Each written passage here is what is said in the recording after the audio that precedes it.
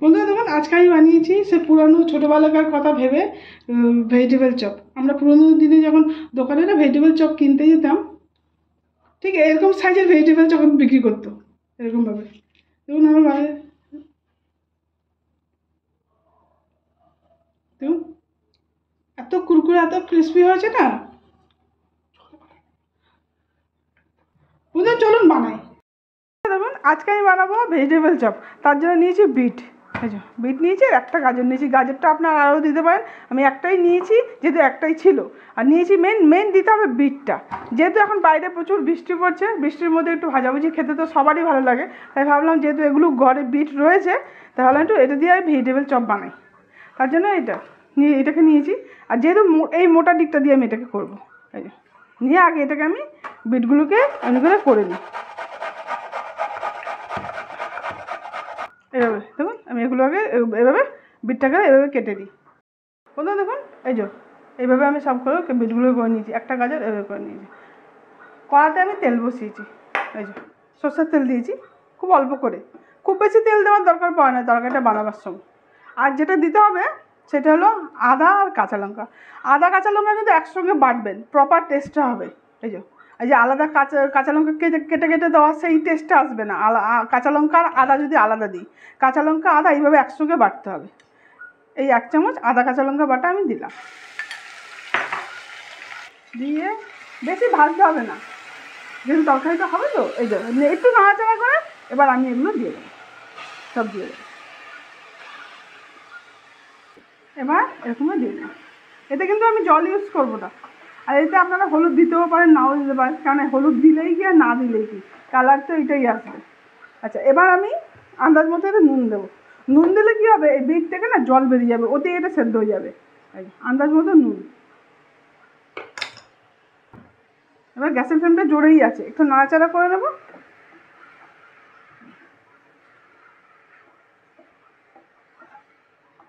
ব্যাস, এবার চাপা, গ্যাসের ফ্লেমটা স্লো করে দেবো, একদম স্লো করে দেবো, করে এভাবে চাপা দিয়ে দেবো। অতক্ষণে কি বিট গাজর থেকে জলও বেরিয়ে যাবে, এটা সেদ্ধ হবে। এবার এতে মশলা দেবো একটা, তার জন্য মশলাটা আমি ভেজে নিই। একটা প্যান বসিয়েছি, তাতে দেবো অল্প করে ধনেটা আমি মাপ নিইনি, মানে একটু বেশি নিয়েছি। মশলাটা যেহেতু আমি একটু রেখে দেবো। আর নিয়েছি জিরে আর একটু গোলমরিচ। অ্যাকচুয়ালি এই মশলাটা আমি শিখেছি একজন পরিচিত লোকের কাছে, তাদের না নিজেদের এই তেলে ভাজার দোকান আছে। আমি নিজে দাঁড়িয়ে থেকে দেখেছি এই মশলাটা ওরা দেয়, একদম দোকানের মতো খেতে হবে চপগুলো। দেবো অল্প করে গরম মশলা, এই যে গরম মশলা, আর দেবো একটু এই যে একটা জয়ত্রী, বাস, আর কিছু না। এবার এটাকে একটু ভেজে নেবো, খুব বেশি ভাজবেন না, হালকা হালকা একটু গন্ধ ছাড়তে শুরু করলেই ব্যাস এটা হয়ে যাবে।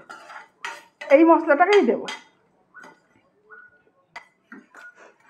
এই মশলা দেখুন হালকা হালকা হচ্ছে, চিটচিড়ে একটা আওয়াজ হচ্ছে, আর মশলাটা গরম হয়ে গেছে। বাস, এটা বেশি ভাজতে হবে না।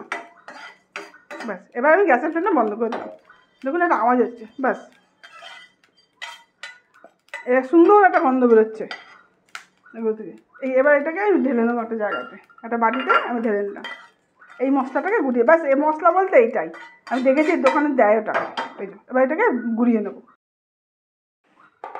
তরকারিটা মোটামুটি হয়ে গেছে। এবার এতে আমি কিছু ফ্রোজেন কড়াইশুঁটি ছিল, এটা অপশনাল, আপনাদের কাছে থাকলে দেবেন, নাহলে দেওয়ার দরকার নেই। নুনটা আপনারা দেখে নেবেন কেমন হয়েছে। আমি দেবো আন্দাজ 1 চামচ চিনি, কেন ভেজিটেবল চপ একটু মিষ্টি মিষ্টি হয়, যে 1 চামচই দেবো, একটু বিট একটু মিষ্টি হয়। এতে মাঝারি সাইজের 2টো আলু সেদ্ধ করে নিয়েছি, আলুগুলোকে আমি দিয়ে দেবো।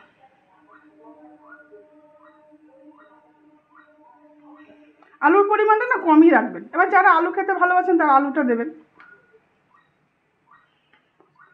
আলুটাকে ভালো করে এর সঙ্গে মিক্স করবেন, তাদের তরকারিটা যেহেতু টেনে গেছে, এবার আলুটাকে ভালো করে মেশাবেন।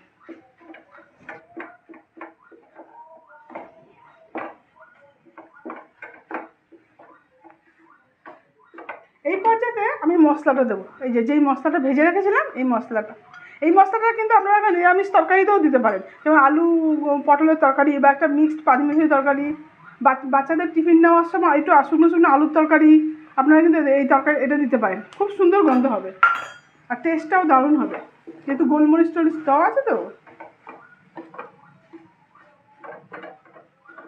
এবার এটাকে একটু আলুগুলো ভালো, এর বাইন্ডিংটা যাতে ভালো হয় তার জন্য ছোটো চামচে 2 চামচ আমি ব্রেড গ্রাম দিয়ে দেবো, তাহলে কি এর বাইন্ডিংটা খুব ভালো হবে। ব্যাস, খুব অল্প করে, এক গাদা না। আর কিছু বাদাম দিতে হবে, কড়াইশুঁটি আপনারা না দিলেও চলবে, অপশনাল, কিন্তু বাদামটা দেবেন। এই যে কিছু বাদাম আমি ভেজে রেখেছিলাম, এই যে আন্দাজ মতো বাদাম দিয়ে দেবো একটু। মশলাটা দেওয়ার পর থেকে এত সুন্দর গন্ধ হয়েছে না তরকারিটা। এবার শুকনো শুকনো করে এটাকে দেখুন কত টাইট হয়ে গেল। এবার এটাকে আমি ঠান্ডা করবো। দেখুন তরকারিটা রেডি হয়ে গেল, ওই কত টাইট হয়ে গেছে দেখুন। এটা ঠান্ডা যখন হয়ে যাবে না আরও টাইট হয়ে যাবে। এবার এটাকে আমি ঠান্ডা করবো, তারপর বাকিটা বানাবো। কতটা টাইট হয়ে গেছে দেখুন, ঠান্ডা হয়ে গেছে। এবার এটাকে দেবো, আমি নিয়েছি কিছু ব্রেড গ্রাম, এটা আমি ঘরেই বানিয়েছি। এবার এটা বেসনও দেবো, কারণ আমি দেখেছি ওই তেলের দোকানটা না বেসন গুলে দেয়। এই যে নিচে আমি বেসন অল্প করে, খুব অল্প করে একটু নুন দেবো। আবার রয়েছে ওপর থেকে পরে আবার বিট নুনও দেবো, খুব 1 চিমটে নুন দিলাম, আর কিছু না, দিয়ে অল্প করে এটাকে মাখবো, পাতলা না হয়ে যায়।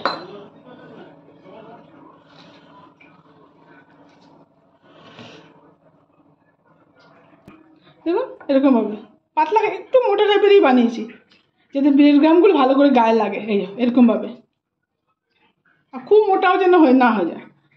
এবার এখান থেকে নেব, শেপটা আমি একটু অন্যরকম দেবো, লম্বা লম্বা দেবো না। আমরা যখন ছোটোবেলায় ভেজিটেবল চপ কিনতে যেতাম না, দেখতাম দোকানে, তখন এরকমই পেতাম, গোল গোল এরকম, এরকম টাইপের ভেজিটেবল চপ আমরা কিনতাম ছোটোবেলা, মানে এরকম গোল গোল, এরকম এরকম। তাই আজকে এরকমই বানাবো আমি, ঠিক এরকম এরকম এরকমভাবে বানাবো এটাকে। ব্রেড গ্রাম লাগাবার পর যদি একটু সময় থাকে, আধা ঘন্টা এটাকে ফ্রিজে নর্মাল টেম্পারেচারে রেখে দেবেন, তাতে ব্রেড গ্রামগুলো খুব ভালো করে লেগে যাবে।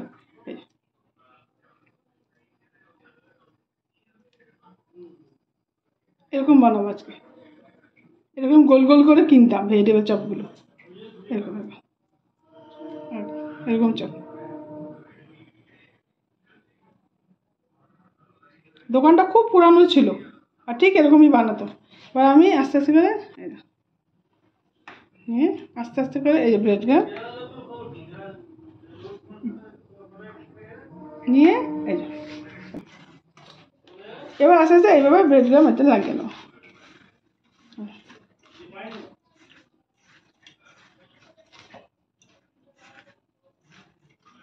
একদিন বন্ধুরা এইভাবে আপনারাও বানিয়ে দেখবেন।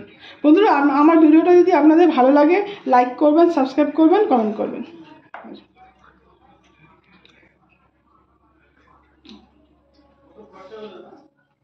ঠিক এরকমভাবে, এরকম ভেজিটেবল এরকম চপ আমরা আনতাম। এইভাবে আমি সবগুলোকে রেডি করে নেব, ব্রেড গ্রাম রেখে রেখে একদম গোল গোল গোল গোল গোল গোল করে একটু চেপে দেব, ব্যাস, তাহলেই হবে। আচ্ছা, এরকমভাবেই আমরা এরকম চপই ছোটোবেলায় কিনে এনে খেতাম। এবার এগুলো বানিয়ে নিয়েছি, এই যে গোল গোল গোল করে। আমরা ছোটোবেলায় কিন্তু এরকমই চপ, ভেজিটেবল চপ কিনতাম দোকান থেকে, ওই জন্য পুরানো দিনের কথা ভেবে আজকে এগুলো বানানো। তেলটা গরম হয়েছে, এটা কিন্তু মিডিয়াম ফ্লেমে ভাজবেন সবগুলো, খুব বেশি হাই ফ্লেম না, মিডিয়াম ফ্লেমে ভাজলে বেশ কুরকুরাও হবে, ভালো করে ভাজা হবে।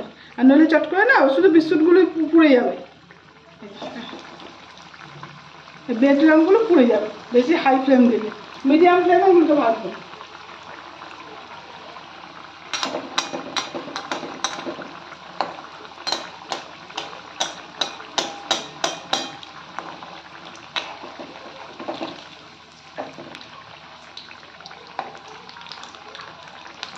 ফ্লেমে এগুলোকে আমি লাল লাল করে ভাজবো।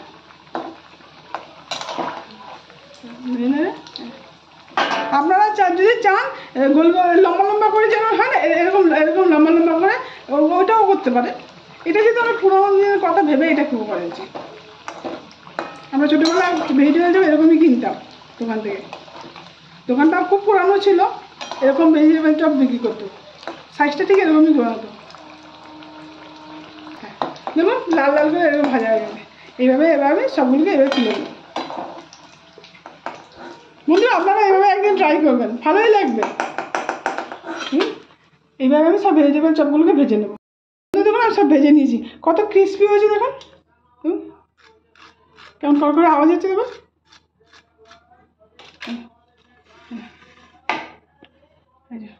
সস দিলাম।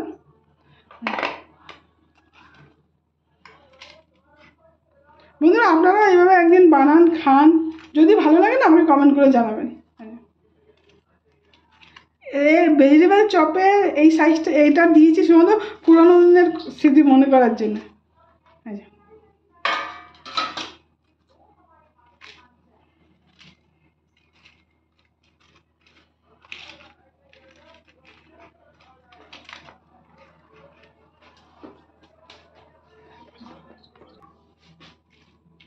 বন্ধুরা এইভাবে একদিন আপনারা ভেজিটেবল চপ বানান, খান, যদি ভালো লাগে আমাকে কমেন্ট করে জানাবেন।